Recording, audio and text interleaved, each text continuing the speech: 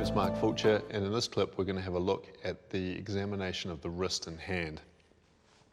One of the most important things around the hand is to have a very close observation and have a look at the resting position of the hand. So when we have a look at the dorsum, we're looking for some swelling. So sometimes we can see that around the dorsum of the wrist where we might get a ganglion, and we're having a look just to see if there's any change to the resting position. If we turn your hands over there, Martine, we can see that as her hands sit at rest, her fingers are slightly flexed. And so that's the normal resting tendon position. As we flex and extend her wrist, you can see that those fingers move, and that's normal.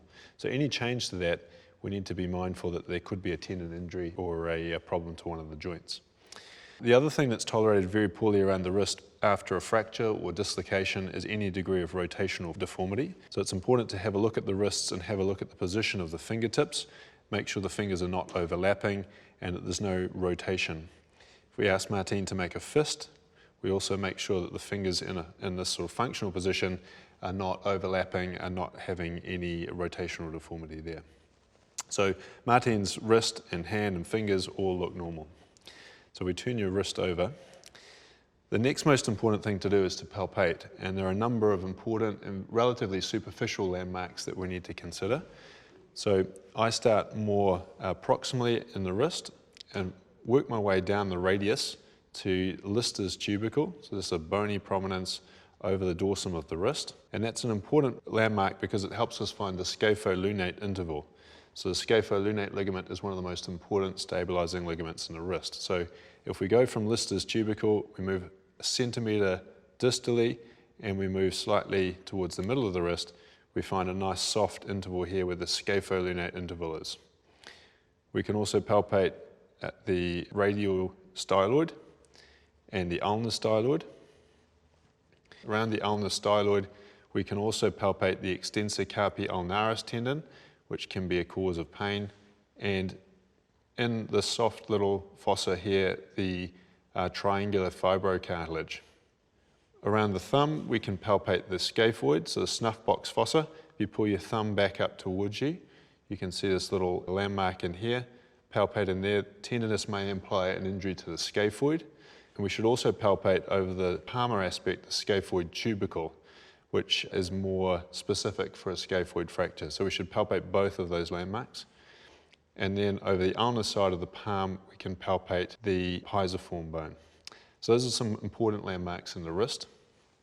Moving down the hand, we palpate the metacarpals and then the metacarpophalangeal joints, the phalanges and the interphalangeal joints. And so we palpate all the way through the hand there. The thumb is an important part to palpate. So around the metacarpophalangeal joint here, we have the ulnar collateral ligament. And so we want to palpate around the ulnar side of that joint because we can find some tenderness there if you injure the ulnar collateral ligament. And so those are some useful places to palpate.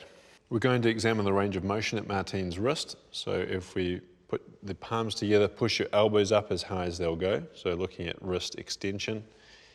Backs of your hands together, push your elbows down as far as they'll go. So wrist flexion. Elbows tucked into your side. Turn your palms right up and turn your palms right down. That's forearm pronation and supination. At the wrist, we also have ulnar deviation, so keeping your elbows tucked in, and radial deviation. Any of those painful? Normal range of motion. We can also test some of the resisted movements around the wrist. So can you extend your wrist there, stop me pulling down? So we can assess the ulnar extensors and the radial sided extensors by extending and providing a force on the angle, and then the other side, same again. And some of these tests are just useful to make sure that the wrist is working well. We're going to have a quick look at the wrist and then we're going to move on to some of the tests for the hand. So when you're thinking about the wrist, we want to have a look at the distal radioulnar joint. So Martine, if you make like we're going to arm wrestle, put your elbow down on the pillow, and then I'm going to compress the distal radius and ulnar. You're going to be nice and relaxed. And I'm just going to compress and rotate the forearm. So if that movement is irritating or painful, we might be thinking about a distal radioulnar joint problem. From there, I like to do a test to stress the triangular fibrocartilage. It's called a grind test. So we take the wrist into ulnar deviation and we rotate or circumduct the wrist. So pain or a grinding sensation around the ulnar aspect of the wrist might imply an injury to the triangular fibrocartilage. So rotation is something that those with an injury to that structure don't really like. So this can be very provocative. Then staying in that position, we're going to do something called Watson's test. So I put my thumb over the scaphoid tubercle and have my fingers over the dorsum of the wrist.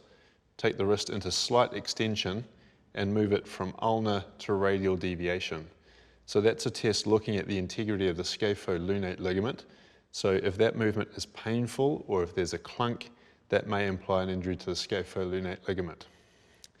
So to recap there, we have a grind test for the TFCC, we have Watson's test for the scapholunate ligament, and we have a compression rotation test for the distal radioulnar joint. I'm just going to show you some tests for the thumb and fingers. So if we're looking at the ulnar collateral ligament, we're applying a stress of that ligament. So we're going to stabilize the metacarpal, and using our other fingers, we're going to apply a stress to try and open up the ulnar collateral ligament. And so we're going to do that in full extension, and we're doing it in a position of thumb flexion. And we're seeing, is that painful? Is there an increase in laxity with that movement? It's often difficult to tell, so we need to compare with the other side. Is there a nice firm endpoint, or is that a very loose movement? So that's to stress the ulnar collateral ligament at the thumb. To have a look at the integrity of the flexor tendons of the finger, we need to consider two tendons. We need to think about the Flexor Digitorum superficialis and Flexor Digitorum profundus. So superficialis flexes the finger at the proximal interphalangeal joint. So if we hold the other joints in extension and ask you to flex that finger, so just flex and extend it a few times. So that tendon is working well. If we immobilize the proximal interphalangeal joint and ask you to flex just the fingertip, that's Flexor Digitorum profundus, flexes that. If we turn over, we can see that the fingers fully extend. An injury to the finger causing a mallet finger, we might see a droop at the distal interphalangeal joint and an inability to extend that finger. So that's something to keep an eye out for as well. A couple of other tests just to consider. Sometimes the athlete will present with altered sensation, paresthesia and pain in the hand, and that might make you think of carpal tunnel syndrome. So there are two tests that we can do for that. So one is Tinel's sign when we tap over the carpal tunnel, and that may reproduce pain and paresthesia shooting down into the fingers. And the other is Phelan's test, where we ask the athlete to put the backs of their hands together and hold their wrists in forced flexion for 30 to 60 seconds to see whether that will reproduce any of their signs or symptoms. So that's one of the most common causes of a peripheral nerve entrapment. So pop those back down, Martine. So that's how I approach the examination of the hand and wrist.